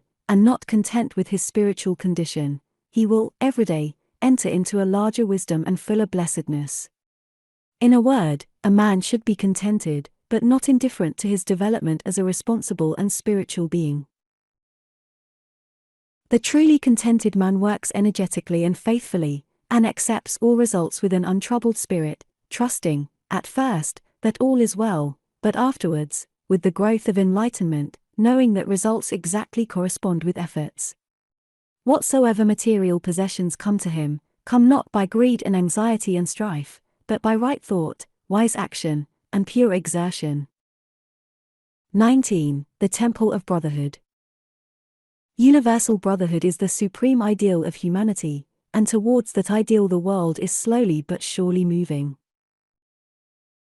Today, as never before, numbers of earnest men and women are striving to make this ideal tangible and real. Fraternities are springing up on every hand, and press and pulpit, the world over, are preaching the brotherhood of man. The unselfish elements in all such efforts cannot fail to have their effect upon the race, and are with certainty urging it towards the goal of its noblest aspirations, but the ideal state has not yet manifested through any outward organization, and societies formed for the purpose of propagating brotherhood are continually being shattered to pieces by internal dissension. The brotherhood for which humanity sighs is withheld from actuality by humanity itself, nay, more, it is frustrated even by men who work zealously for it is a desirable possibility, and this because the purely spiritual nature of brotherhood is not perceived, and the principles involved, as well as the individual course of conduct necessary to perfect unity, are not comprehended. Brotherhood as a human organization cannot exist so long as any degree of self-seeking reigns in the hearts of men and women who band themselves together for any purpose, as such self-seeking must eventually rend the seamless coat of loving unity. But although organized brotherhood has so far largely failed, any man may realize brotherhood in its perfection, and know it in all its beauty and completion, if he will make himself of a wise, pure, and loving spirit, removing from his mind every element of strife, and learning to practice those divine qualities without which brotherhood is but a mere theory, opinion, or elusive dream. For brotherhood is at first spiritual, and its outer manifestation in the world must follow as a natural sequence. As a spiritual reality, it must be discovered by each man for himself, and in the only place where spiritual realities can be found, within himself, and it rests with each whether he shall choose or refuse it. There are 4 chief tendencies in the human mind which are destructive of brotherhood, and which bar the way to its comprehension, namely: pride, self-love, hatred, condemnation. Where these are, there can be no brotherhood. In whatsoever heart these hold sway, discord rules, and brotherhood is not realized, for these tendencies are, in their very nature, dark and selfish and always make for disruption and destruction. From these 4 things proceeds that serpent brood of false actions and conditions which poison the heart of man, and fill the world with suffering and sorrow. Out of the spirit of pride proceed envy, resentment, and opinionativeness. Pride envies the position, influence, or goodness of others. It thinks, I am more deserving than this man or this woman. It also continually finds occasion for resenting the actions of others, and says, I have been snubbed, I have been insulted, and thinking altogether of his own excellence, it sees no excellence in others. From the spirit of self-love proceed egotism, lust for power, and disparagement and contempt. Self-love worships the personality in which it moves. It is lost in the adoration and glorification of that I, that self which has no real existence, but is a dark dream and a delusion. It desires preeminence over others, and thinks, I am great, I am more important than others. It also disparages others, and bestows upon them contempt, seeing no beauty in them, being lost in the contemplation of its own beauty. From the spirit of hatred proceed slander, cruelty, reviling, and anger. It strives to overcome evil by adding evil to it. It says, this man has spoken of me ill, I will speak still more ill of him and thus teach him a lesson. It mistakes cruelty for kindness, and causes its possessor to revile a reproving friend. It feeds the flames of anger with bitter and rebellious thoughts. From the spirit of condemnation proceed accusation, false pity, and false judgment. It feeds itself on the contemplation of evil, and cannot see the good. It has eyes for evil only, and finds it in almost everything and every person. It sets up an arbitrary standard of right and wrong by which to judge others, and it thinks, this man does not do as I would have him do, he is therefore evil, and I will denounce him. So blind is the spirit of condemnation that whilst rendering its possessor incapable of judging himself, it causes him to set himself up as the judge of all the earth. From the 4 tendencies enumerated, no element of brotherliness can proceed. They are deadly mental poisons, and he who allows them to rankle in his mind, cannot apprehend the peaceful principles on which brotherhood rests. Then there are chiefly 4 divine qualities which are productive of brotherhood, which are, as it were, the foundation stones on which it rests, namely: humility, self-surrender, love, compassion. Wheresoever these are, their brotherhood is active. In whatsoever heart these qualities are dominant, their brotherhood is an established reality, for they are, in their very nature, unselfish and are filled with the revealing light of truth. There is no darkness in them, and where they are, so powerful is their light, that the dark tendencies cannot remain, but are dissolved and dissipated.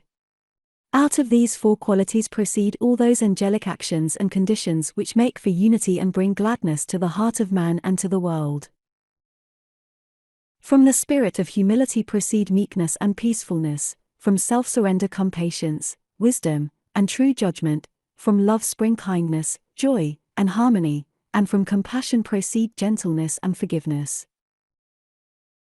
He who has brought himself into harmony with these 4 qualities is divinely enlightened. He sees whence the actions of men proceed and whither they tend, and therefore can no longer live in the exercise of the dark tendencies. He has realized brotherhood in its completion as freedom from malice, from envy, from bitterness, from contention, from condemnation. All men are his brothers, those who live in the dark tendencies, as well as those who live in the enlightened qualities, for he knows that when they have perceived the glory and beauty of the light of truth, the dark tendencies will be dispelled from their minds. He has but one attitude of mind towards all, that of goodwill. Of the 4 dark tendencies are born ill will and strife, of the 4 divine qualities are born goodwill and peace. Living in the 4 tendencies a man is a strife producer. Living in the 4 qualities a man is a peacemaker. Involved in the darkness of the selfish tendencies, men believe that they can fight for peace, kill to make alive, slay injury by injuring, restore love by hatred, unity by contention, kindness by cruelty, and establish brotherhood by erecting their own opinions, which they themselves will, in the course of time, abandon as worthless, as objects of universal adoration.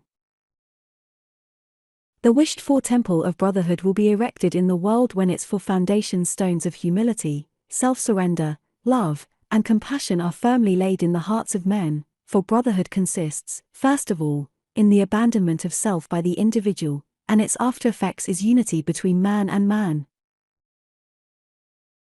Theories and schemes for propagating brotherhood are many, but brotherhood itself is one and unchangeable and consists in the complete cessation from egotism and strife, and in practicing goodwill and peace, for brotherhood is a practice and not a theory. Self-surrender and goodwill are its guardian angels, and peace is its habitation.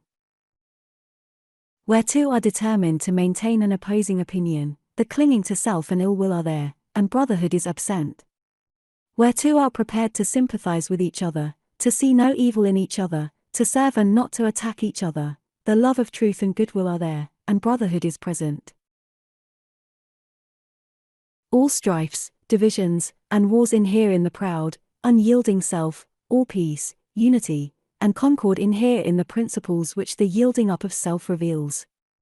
Brotherhood is only practiced and known by him whose heart is at peace with all the world. 20. Pleasant pastures of peace. He who aspires to the bettering of himself and humanity should ceaselessly strive to arrive at the exercise of that blessed attitude of mind by which he is enabled to put himself, mentally and sympathetically, in the place of others, and so, instead of harshly and falsely judging them, and thereby making himself unhappy without adding to the happiness of those others, he will enter into their experience, will understand their particular frame of mind, and will feel for them and sympathize with them.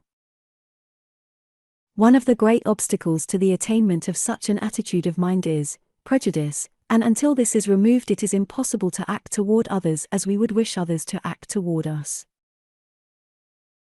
Prejudice is destructive of kindness, sympathy, love and true judgment, and the strength of a man's prejudice will be the measure of his harshness and unkindness toward others, for prejudice and cruelty are inseparable. There is no rationality in prejudice, and, immediately it is aroused in a man he ceases to act as a reasonable being, and gives way to rashness, anger, and injurious excitement. He does not consider his words nor regard the feelings and liberties of those against whom his prejudices are directed. He has, for the time being, forfeited his manhood, and has descended to the level of an irrational creature. While a man is determined to cling to his preconceived opinions, mistaking them for truth, and refuses to consider dispassionately the position of others, he cannot escape hatred nor arrive at blessedness. The man who strives after gentleness, who aspires to act unselfishly toward others, will put away all his passionate prejudice and petty opinions, and will gradually acquire the power of thinking and feeling for others, of understanding their particular state of ignorance or knowledge, and thereby entering fully into their hearts and lives, sympathizing with them and seeing them as they are.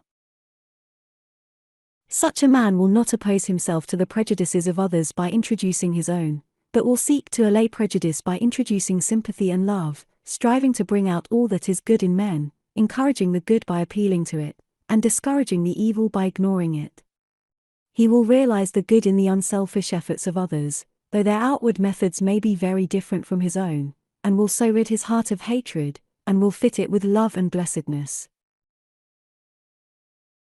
When a man is prone to harshly judge and condemn others, he should inquire how far he falls short himself. He should also reconsider those periods of suffering when he himself was misjudged and misunderstood, and, gathering wisdom and love from his own bitter experience, should studiously and self-sacrificingly refrain from piercing with anguish hearts that are as yet too weak to ignore, too immature and uninstructed to understand.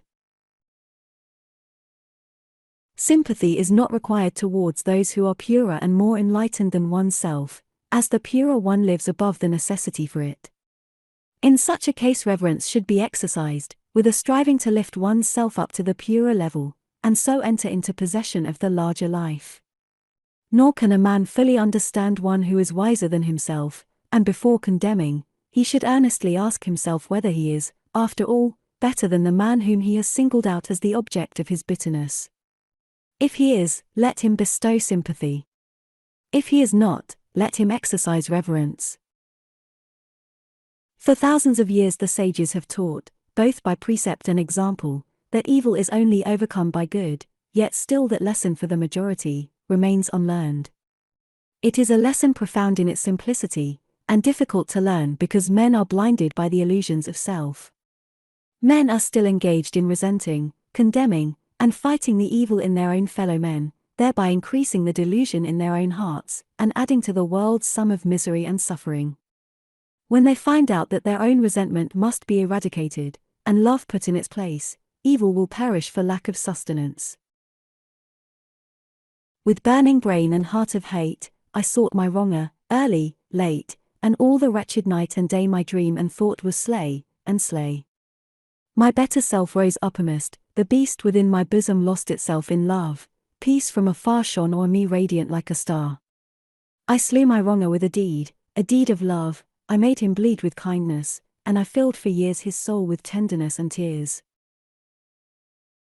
Dislike, resentment, and condemnation are all forms of hatred, and evil cannot cease until these are taken out of the heart. But the obliterating of injuries from the mind is merely one of the beginnings in wisdom. There is a still higher and better way. And that way is so to purify the heart and enlighten the mind that, far from having to forget injuries, there will be none to remember. For it is only pride and self that can be injured and wounded by the actions and attitudes of others, and he who takes pride and self out of his heart can never think the thought, I have been injured by another or I have been wronged by another. From a purified heart proceeds the right comprehension of things, and from the right comprehension of things proceeds the life that is peaceful, freed from bitterness and suffering, calm and wise. He who thinks, this man has injured me, has not perceived the truth in life, falls short of that enlightenment which disperses the erroneous idea of evil as a thing to be hatefully resented. He who is troubled and disturbed about the sins of others is far from truth. He who is troubled and disturbed about his own sins is very near to the gate of wisdom. He in whose heart the flames of resentment burn, cannot know peace nor understand truth. He who will banish resentment from his heart, will know and understand. He who has taken evil out of his own heart cannot resent or resist it in others, for he is enlightened as to its origin and nature, and knows it as a manifestation of the mistakes of ignorance. With the increase of enlightenment, sin becomes impossible. He who sins, does not understand, he who understands does not sin. The pure man maintains his tenderness of his heart toward those who ignorantly imagine they can do him harm. The wrong attitude of others toward him does not trouble him, his heart is at rest in compassion and love. Blessed is he who has no wrongs to remember, no injuries to forget, in whose pure heart no hateful thought about another can take root and flourish. Let those who aim at the right life, who believe that they love truth, cease to passionately oppose themselves to others, and let them strive to calmly and wisely understand them, and in thus acting toward others they will be conquering themselves, and while sympathizing with others, their own souls will be fed with the heavenly dews of kindness, and their hearts be strengthened and refreshed in the pleasant pastures of peace. The end.